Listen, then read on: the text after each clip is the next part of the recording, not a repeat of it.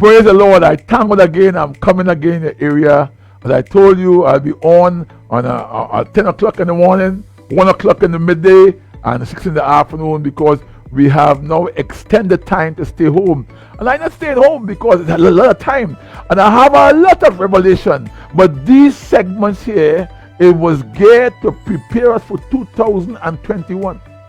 2021 is the time that we are preparing you all for. That is the time that where crisis will hit. A crisis that will be over a country or a city, just over the country and city, waiting for all the plagues. After a plague gone or famine gone, a crisis hit after. Crisis comes. When a crisis comes, they have both winners and losers. And I want to share this whole series here, winning while you wait. And I said last time, while you are waiting for Christ to come, you are a winner. But by the time you accept Christ, you are a winner. You winner, you win, you're winning. Once you accept Christ, you are a winner. No matter what you're going through, your hard time, you're a winner. But while you are winning and while you are waiting, you have to know how to stay a winner and succeed and be successful in these times in crisis. Because a crisis is coming. While everything seems to be falling apart around us, right now, everything in the whole world, it seems like it is things that are falling apart around us. God always put things in place in a society or in the world for his children. Whenever God is moving, he makes sure he makes a reservation for his children in the society, and he makes sure that he make it in a way we all can win. Because you are winning, you are serving God, you are a winner. You know, so don't feel funny that we're going through COVID-19 and the plagues and the epidemic and whatever they call it right now. But God is in control of our lives. But while I'm here, I'm going to give you some insight into reality, how to survive in a crisis. And you know, you might just know I'm a full-time pastor when I'm in the church, but I'm a part-time businessman. So I have a business concept. My mind. The best part on my body is my head. My head. So many people don't even know the things I'm connected to. I've traveled over 144 countries in 27 years. I've finished 11 passports. I've seen all kind of business people. I've been at board meetings. I've been at conferences. I've been all over the world, meet ministers of state and all kind of stuff. And I've been at everybody. They never know I'm a preacher. They see that businessman. I have 4 companies which I also do too, and 3 NGOs. And we had to be sensible about the move of God in this world and the world to come. We have to be really sensible. So I want to train my members and those who are part of my ministry and those who are following me on Facebook, YouTube, Instagram, WhatsApp, whatever it is. We have to be sensible about the move of God in this world and the world to come. Because God is securing his children. 1 Corinthians 13, 11 to 13. I want to use this as a base. It says here in verse 11, when I was a child, I speak as a child. I understood as a child. I thought as a child. But when I became a man, a mature person, a man, I put away childish things. For now, we see through a glass. So I'm seeing darkly. We see through a glass, but we can't see clear. You know? But then, face to face. So now we are facing with epidemic and so on. We have to come up with strategies how to prepare for the world to come and the present time. And verse 12 says, now I know in part. I know in part. I know because by darkly, it means not seeing a crisis coming. We're not seeing a crisis coming. Nobody saw COVID-19 coming. Anyone say the lie. It was coming and nobody know. It is here and it will be going so long. We don't know where it will end up. But verse 12 says, 2 Corinthians 13 verse 12, now I know in part, But then shall I know, even as I also am known. So even though you think you know, but there are things we don't know. And verse 13 says, and now abideth faith, hope, and love, charity. These three. The greatest of these is love, charity. We need love when we get to heaven. We need faith to live, but we need hope to be consistent and to be sensible. So we are hoping now, after COVID-19 pass, we'll be able to understand the world to come. We need to possess hope. Hope is very important because it brings out imagination. Hope brings out our imagination.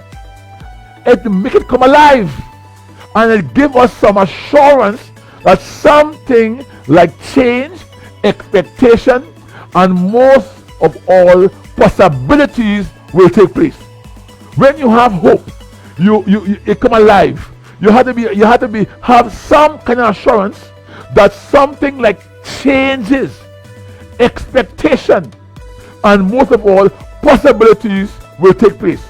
Hope is the access that brings one into general faith. Hope is the access that brings one into general faith. If there's a crisis coming, we need hope. I hope when that crisis comes, I will be alive. I hope when I'll be alive. I hope the plague don't kill me. I hope I will survive. How to turn your crisis into success. That's what I want to share with you today.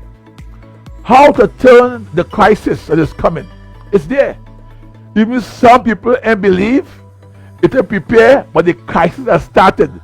It has started. And I want to teach you this time how to turn your crisis into success. You have to adjust to the reality that exists. You have to learn to adjust to the reality is something you have to adjust. Learn to adjust to the reality that exists. It's right before your face. And don't be willing to accept the language that you have to be on the road to nowhere. There is no place like the road to nowhere. Someone lied to you. There is no place like the road to nowhere or the road to nothing. That is a lie. Don't accept that kind of language. Try to avoid people who don't understand there is a place called somewhere. In a crisis, one should seek to make a right turn and go straight. Right turn. You have to make the right decisions. The right turn. You have to make a right turn. Turn. Right turn. That means what you was doing wrong, don't do it no more. What can do work, don't do it no more. What it didn't see, it didn't know, don't try and know it no more. Because you have to make the right turn. There is a turn can take you right. You have to find that turn in a crisis and go straight. And go straight means start to do things right. Do things straight. Be have integrity, be class. Yes is yes, no is no. And God will adapt you and bring you into hope and give you a way. And you have to learn to use the .com. The .com, go on the internet.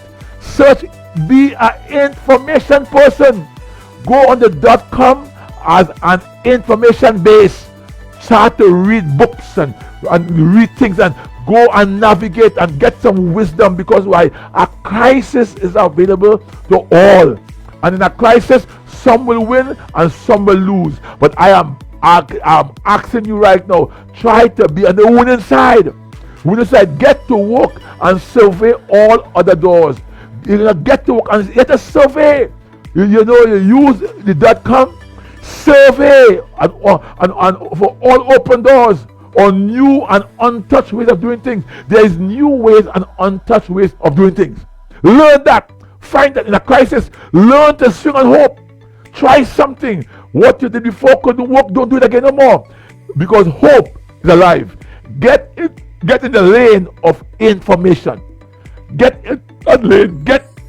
Try to get as much information as possible. Do like me. I am reading, I'm studying, I read books, I go online, and I read things, people send me chat, I belong to 6 groups, and I get information because I'm preparing to survive in the crisis. In crisis, every dollar counts. In a crisis, every dollar counts. You can benefit from a crisis if you start to think ahead. Start thinking ahead. Use your brain and start to think. Start to plan ahead. Reevaluate everything around you. Check everything out. Because sometimes some things around you can use to bring resources. Reevaluate everything around you. Every person, check it out. Because sometimes one has to change the environment or change around themselves. You have to move your whole around. You change your whole life. Somebody change your association. You have to change your appearance. You even change your dress. You have to know all these things because environment could have you trapped in a crisis.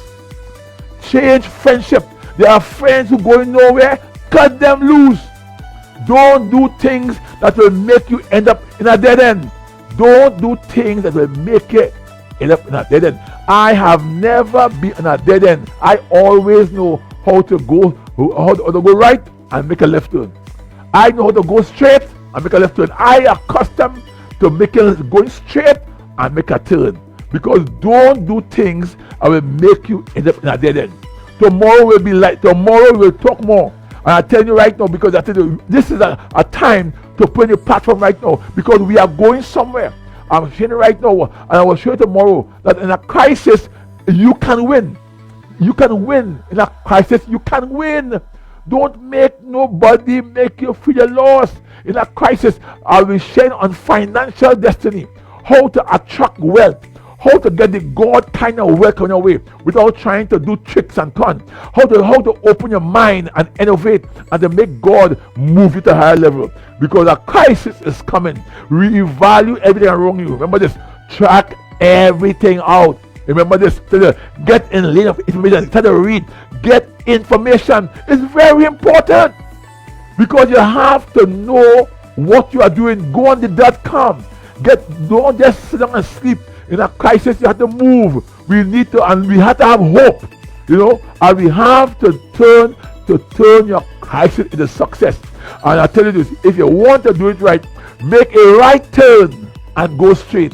See the more again and share more again of moving ahead. Hope is alive, and God will take you through a financial breakthrough. I'm coming tomorrow on financial ways in God's kingdom.